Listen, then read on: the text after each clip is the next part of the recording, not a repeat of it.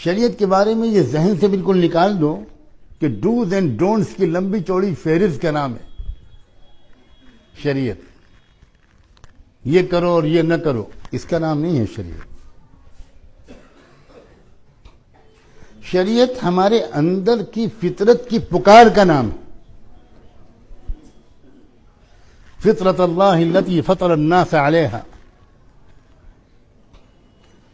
اب میں تمہیں ایک واقعہ سناتا ہوں. واقعہ سننے میں نیند نہیں آتی، ایسے ہی بیان سننے میں میں نہیں کر رہا ہوں. میں تو آدھا جملہ کہہ کے رک گیا.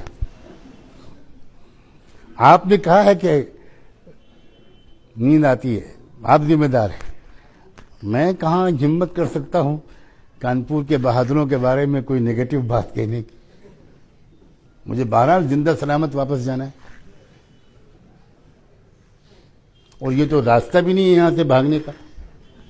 آپ نے ایسی جگہ بٹھایا ہے.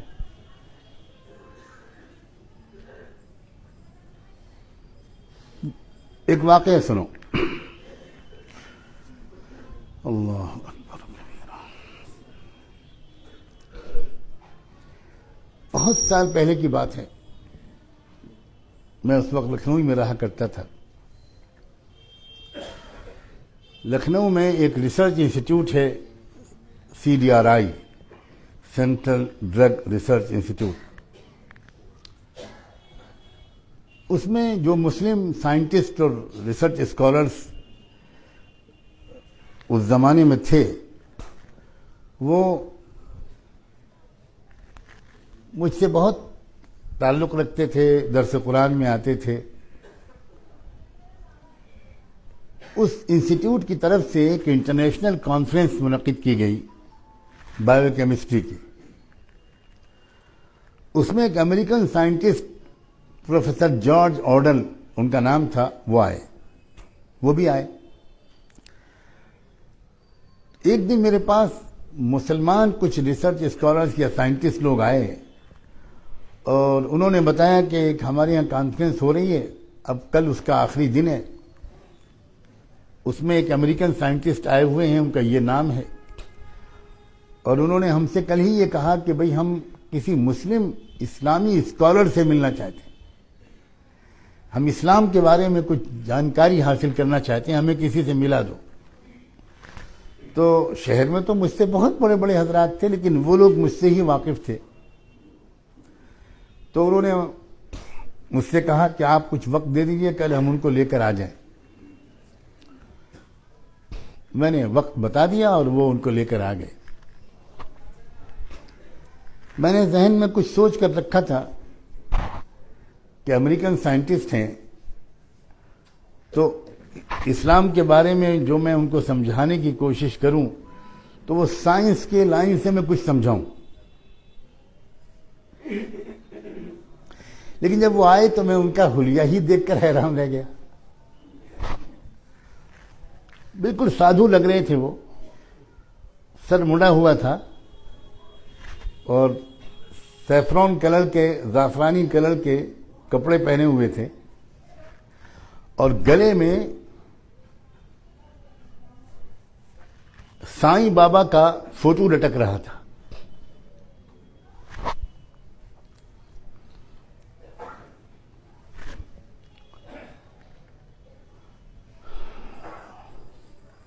تو میں تو دیکھ کر چونکا کہ بھئی یہ تو کچھ اور ہی معاملہ معلوم ہوتا ہے. اب تو سیٹ ہو گیا نا، کم ہو رہی ہے. اچھا، بسم اللہ.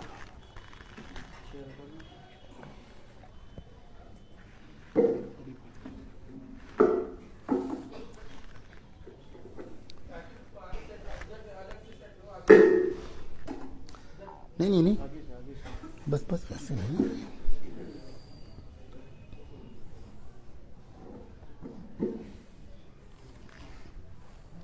اس کو ٹائٹ کر دیجیے.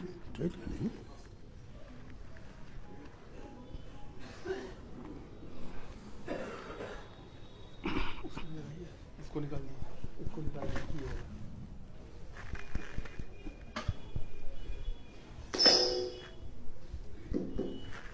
جزاکم اللہ. جب ان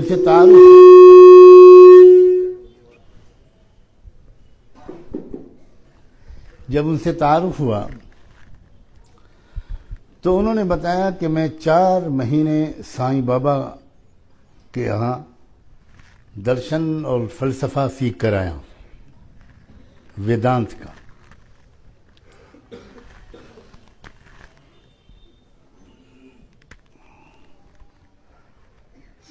تو میں نے ان سے یہ کہا کہ آپ نے جو کچھ وہاں سیکھا ہو 4 مہینے میں، پہلے اس کا خلاصہ مجھے آپ بتائیے،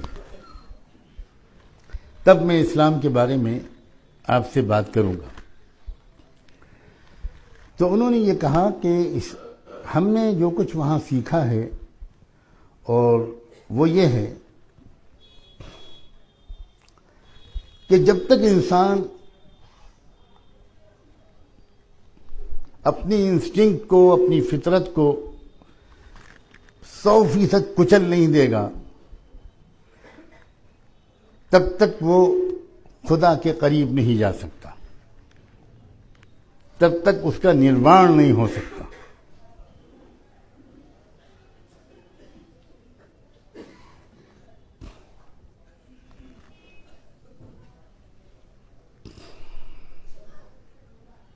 میں نے ان کی بات سنی اور اس پر کوئی تبصرہ نہیں کیا، اور ان سے کہا کہ اب آپ مجھ سے پوچھئے کہ کیا پوچھنا چاہتے ہیں. انہوں نے کہا میں اسلام کو سمجھنا چاہتا ہوں، اسلام کیا چاہتا ہے، خلاصہ کیا ہے، اسپرٹ اور روح کیا ہے اسلام کی، اس کے پیچھے فلسفی کیا ہے. تو میں نے ان سے کہا کہ آپ کے پاس کوئی ڈائری اور پین ہے؟ وہ ایک سادہ سا کپڑے کا تھیلا لیے ہوئے تھے، کوئی بریف کیس وغیرہ نہیں تھا. انہوں نے اس میں سے ڈائری نکالی، پین نکالا اور کہا کہ ہاں بتائیے کیا لکھنا ہے مجھے. میں نے کہا آپ 2 کالم بنائیے اور پہلے آپ ان تمام چیزوں کو لکھنا شروع کیجئے جن کو آپ کی انسانی فطرت پسند کرتی ہے، جو آپ کو اچھی لگتی. میں خاموش بیٹھا رہوں گا، آپ لکھتے رہیے. جب لکھتے لکھتے لکھتے لکھتے سب پسندیدہ چیزیں آپ لکھ چکے تو اس کے بعد جتنی باتیں آپ کو بری لگتی ہیں وہ لکھنا شروع کیجیے. اور جب سب لکھ چکیے گا تب مجھے بتائیے. کافی دیر لگی، وہ سوچتے رہے، لکھتے رہے، سوچتے رہے، لکھتے رہے، سوچتے رہے، لکھتے رہے. تقریباً آدھا گھنٹہ لگا ہوگا یا اس سے بھی زیادہ. اس کے بعد انہوں نے کہا کہ میں اب سب لکھ چکا.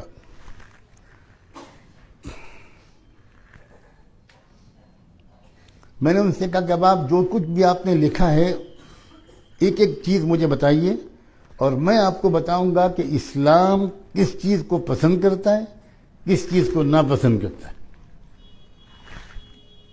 اب آپ اسی طرح اس میں ٹک کر دیے یا کراس لگائیے، اسلام کس چیز کو پسند کرتا ہے. وہ بولتے گئے. مثال کے طور پر انہوں نے بولا وقت کی پابندی، جس کے بارے میں انہوں نے لکھا تھا کہ یہ میری فطرت اس کو پسند کرتی ہے، یہ مجھے اچھا لگتا ہے. وقت کی پابندی، وعدے کے پورا کرنا، بڑوں کی عزت کرنا، غریبوں کی خدمت کرنا، صاف ستھرا رہنا، وغیرہ وغیرہ بہت چیزیں لکھی انہوں نے. اور بہت سی وہ چیزیں بھی لکھی جو ان کو سخت ناپسند تھیں. ظلم کرنا، قتل کرنا، حق مارنا، بدعنوانی اور کرپشن، ظلم، بڑوں کی عزت نہ کرنا، غریبوں کا دل دکھانا، کمزوروں کا حق مارنا. تو جس چیز کو انہوں نے یہ لکھا تھا کہ آئی لائک اٹ، میں اس کو پسند کرتا ہوں، وہی چیز کے بارے میں میں بتاتا چلا گیا. ہر چیز کے بارے میں کہ اسلام اس کو پسند کرتا ہے، اسلام اس کو پسند کرتا ہے، اسلام اس کو پسند کرتا ہے، اسلام اس کو پسند کرتا ہے. اور جتنی چیزوں کے بارے میں انہوں نے لکھا تھا کہ میں اس کو ناپسند کرتا ہوں، مجھے یہ چیز ناپسندی، مجھے ذرا راستہ دے دیں، ذرا تھوڑا سا راستہ دے دیں، راستہ دے دیں۔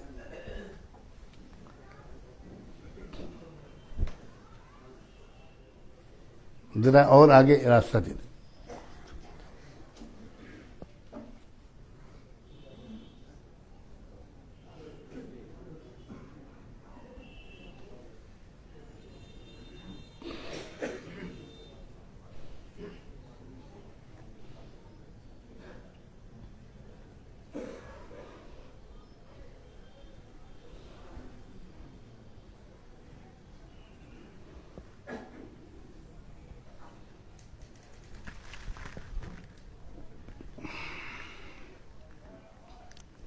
جب ساری چیزوں کے بارے میں میری گفتگو انہوں نے سنی اور لکھتے گئے لکھتے گئے لکھتے گئے لکھتے گئے لکھتے گئے، تو پہلے تو انہوں نے بہت حیرت کا اظہار کیا کہ کیا مطلب، ہر اس چیز کو اسلام نے پسند کیا ہے جو چیز مجھے خود پسند ہے، اور ہر چیز کو اسلام نے منع کیا ہے، ناپسند کیا ہے، ناجائز قرار دیا ہے، ناپسندیدہ قرار دیا ہے، جو مجھے پہلے سے ناپسند ہے۔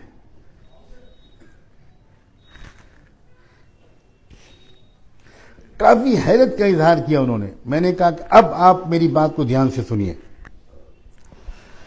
میں آپ سے پوچھنا چاہتا ہوں کہ جو آپ سائیں بابا کا فلسفہ سیکھ کر آئے ہیں کہ جب تک اپنی فطرت کے ہر تقاضے کو کچل نہ دیا جائے، جب تک اپنی فطرت اور انسٹنکٹ کو بری طرح کرش نہ کر دیا جائے، تب تک خدا کا قرب حاصل نہیں ہو سکتا۔ میں آپ سے پوچھتا ہوں پروفیسر جارج آرڈل صاحب، آپ نے بتایا تھا شروع میں اپنے تعارف میں کہ آپ امریکہ کے شہر شکاگو کے رہنے والے ہیں، تو شکاگو کی کتنی آبادی ہے؟ انہوں نے بتایا کہ اتنے ملین۔ میں نے ان سے پوچھا کہ اتنے ملین آبادی میں آپ سمیت کتنے لوگ اس فلسفے پر عمل کر سکتے ہیں کہ ہر معاملے میں اپنی فطرت کے خلاف ورزی کی جائے، کچلا جائے اپنی فطرت کو، کچلا جائے بالکل، کتنے لوگ کر سکتے ہیں؟ تو وہ تھوڑا شرمندہ ہو کر بولے کہ میں تو نہیں سمجھتا کہ کوئی بھی کر پائے گا، انکلوڈنگ مائی سیلف۔ اپنے بارے میں کہا کہ میں بھی نہیں کر پاؤں گا۔ میں نے کہا آپ کی فیملی میں، آپ کے شہر میں، آپ کے اسٹیٹ میں، آپ کے ملک امریکہ میں، تو وہ ہر بات کا جواب دیتے گئے کہ اس فلسفے پر کوئی عمل نہیں کر پائے گا۔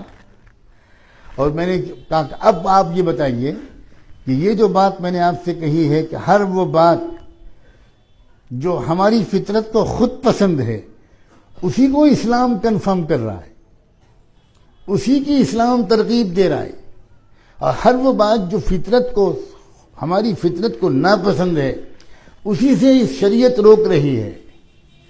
تو اب آپ بتائیے، کسی انسان کی فطرت ہی خراب ہو، کسی انسان کا مزاج ہی بگڑ جائے، اس کو چھوڑ کر ایک نارمل، ایک صحت مند انسان، آپ بتائیے کہ اس پر عمل کر سکتا ہے کہ نہیں؟ تو انہوں نے کہا کہ یہ تو بہت آسان ہے، یہ تو بہت آسان ہے۔ اب اس بات کو نقل کر کے میں آپ کو سمجھانا چاہ رہا ہوں کہ وہ شخص بہت زیادہ متاثر ہوا، اور بھی میری تفصیلی گفتگو ہوئی۔ آخر میں انہوں نے کہا کہ مجھے بہت آپ نے ایک نیا راستہ کھولا ہے۔ وہ ان کے لیے نیا راستہ تھا، کسی ایمان والے کے لیے نیا راستہ نہیں تھا، لیکن مجھے افسوس ہے کہ میں کل واپس جا رہا ہوں، کاش کہ مجھے کچھ اور دن یہاں قیام کرنے کا موقع ملتا۔ تو میں نے ان سے کہا کہ یہ تو آپ ہر جگہ حاصل کر سکتے ہیں، آپ اپنے یہاں واپس وہاں جا کر جو علماء ہیں، اسکالرس ہیں، ان سے رابطہ رکھیے گا، اور ان کو مسلم کمیونٹی سینٹر جو شکاگو میں ہے اس کا میں نے نام پتہ بتا دیا، وہاں کے ایک ذمہ دار تھے حیدرآباد کے، ان کا فون نمبر دے دیا، اور یہ کہا کہ آپ ان کے ذریعے سے وہاں کے اسکالر سے رابطہ رکھیے، ہو سکتا ہے کہ آپ کسی اچھے نتیجے تک پہنچ جائیں۔ عزیزوں، شاید سال بھر ہوا ہوگا یا اس سے کچھ کم رمضان کا مہینہ تھا، جمعے کی شب تھی کہ ان کا فون آیا اور یہ کہا کہ آپ کو بہت خوشی ہوگی جان کر کہ میں اس وقت مسلم کمیونٹی سینٹر میں بیٹھا ہوں اور میں نے ابھی تھوڑی دیر پہلے کلمہ شہادت قبول کیا ہے اور اب میرا نام سعید احمد رکھا گیا ہے۔ یہ کیوں میں آپ کے سامنے بیان کر رہا ہوں؟ شریعت کتنی خوبصورت، کتنی آسان، ایک انسان کو ایک